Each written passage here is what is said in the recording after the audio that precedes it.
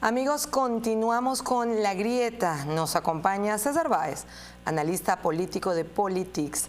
Hemos estado rondando por varios temas que han sido noticias el día de hoy, pero uno que no deja de hacerlo, César, son las detenciones.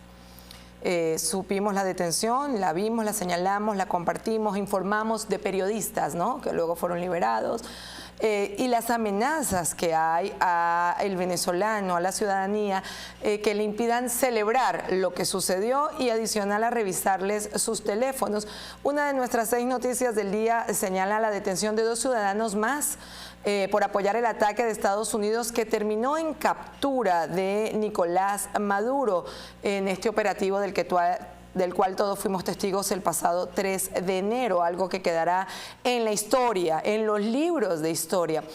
¿Qué deben hacer los venezolanos para lidiar con eso, desde tu opinión, no solo como analista político, sino ahora sí como también venezolano? Porque yo he escuchado tanta información, ¿no? Estamos en la era digital. Todo el mundo crea contenido, mucha gente, y he visto donde dicen, pero ¿por qué me impiden celebrar? Si lo esperaba, pero ¿por qué me impiden hacer esto si yo lloraba, rogaba, dicen los venezolanos, imploraba por esto, y hoy está pasando algo que pensamos que no iba a suceder? Y en este instante, como el régimen sabe que todos iban a celebrar, impiden bajo amenazas de arresto. ¿Cuál debería ser el actuar del venezolano ante esta situación que enfrenta hoy día? Bueno, ahí hay 3 cosas.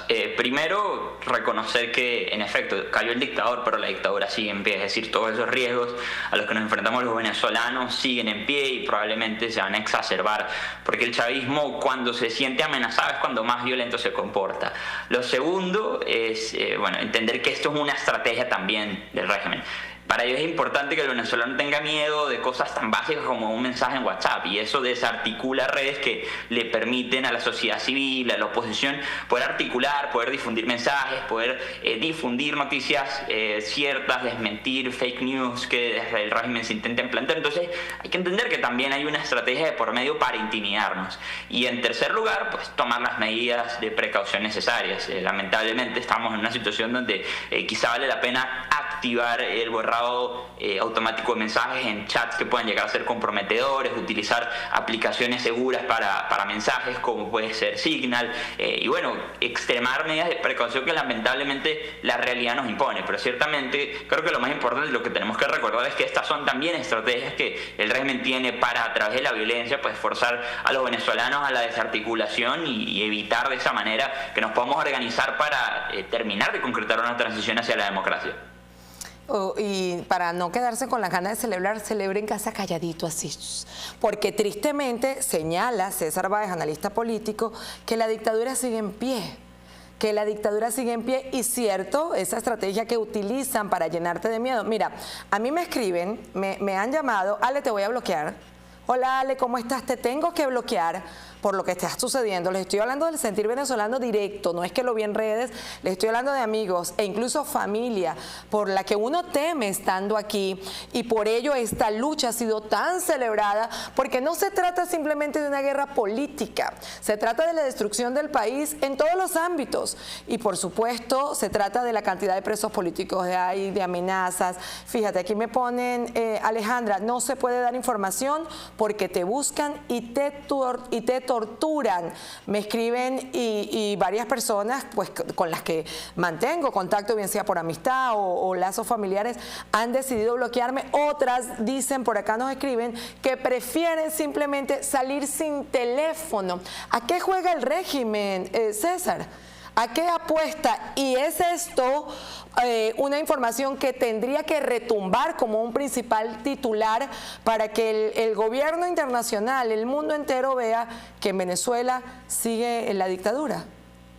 Sí, efectivamente, yo creo que algo tan elemental como celebrar la caída de un tirano, que eso se convierta en un factor de persecución, debería ser lo más preocupante para los gobiernos del mundo, y peor todavía para mucha gente que en vez de catalogar esto como una operación apegada a la ley, que busca la justicia, pues mucha gente todavía lo cataloga como el secuestro de un presidente, cosa que es totalmente falsa. Entonces, claramente, yo repito, lo que hay que entender y hay que subrayar es que esta también es una estrategia que tiene el régimen para intimidar intimidar. Es muy importante, quizás muchas personas no lo entienden de esta manera, pero es muy importante contar con canales como redes de difusión masiva, grupos de WhatsApp, grupos donde se envían noticias, incluso de la manera más informal, grupos familiares, grupos de amigos. Todos esos son canales que permiten que los generadores de contenido, que los periodistas, que los comunicadores sociales puedan llevar adelante o puedan expandir la verdad dentro de Venezuela, pues previo a toda la censura que sufre en el país frente a la ausencia de una prensa libre. Entonces, claramente, pues hay que reconocerlo como lo que es, una estrategia de intimidación. No hay que dejar intimidarse, pero tampoco hay que dejar agarrarse. Así es, amigos, estamos compartiendo con César Báez, analista político de Politics, aquí en La Grieta, reseñando y resaltando lo que ha sido noticia el día de hoy. Importante que todos los que nos están viendo a través de nuestras plataformas digitales compartan el link, dejen su comentario y, por supuesto, su opinión sobre lo que estamos reseñando a esta hora de la tarde. La invitación es para que, si están fuera de Venezuela, no corren riesgos, participen de esa manera al compartirlo. Hay en este instante, César, bueno, ha habido durante años un blackout informativo, ¿no? Maquillan la verdad, trabajan bajo esta premisa de que una mentira dicha 1000 veces se convierte en verdad, y vemos una figura que ha ocupado los principales titulares del mundo también desde el 3 de enero, llamada Delcy Rodríguez, en la que apuesta a ser un títere de Estados Unidos y, por el otro lado, a estar firme y a rendir un homenaje y cumplir con todo lo que el narcorrégimen exige. Esta es la situación de Delcy Rodríguez. ¿Estaría ella en este momento bajo la espada de Diosdado Cabello y Padrino?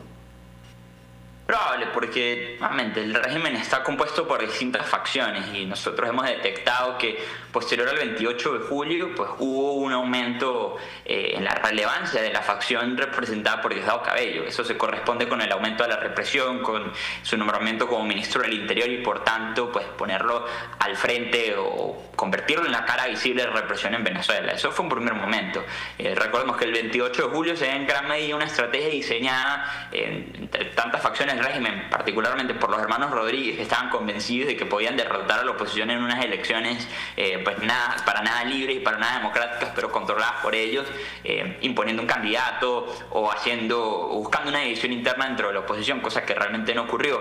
Entonces, claro, cuando se retira la figura de Nicolás Maduro de esa coalición de poder, pues quedan facciones que entre sí han estado disputando el poder, que unos han ganado y otros han perdido, y yo creo que lo más relevante es también entender la figura de Delcy ha sido trabajada para este escenario. Creo que no es algo que agarró por sorpresa el chavismo. Hemos encontrado reportajes de la prensa internacional que dicen que Delcy fue mencionada en canales como la mediación de Qatar, a través de enviados que han venido a hacerlo hoy en Washington, en distintas reuniones con funcionarios de la administración Trump.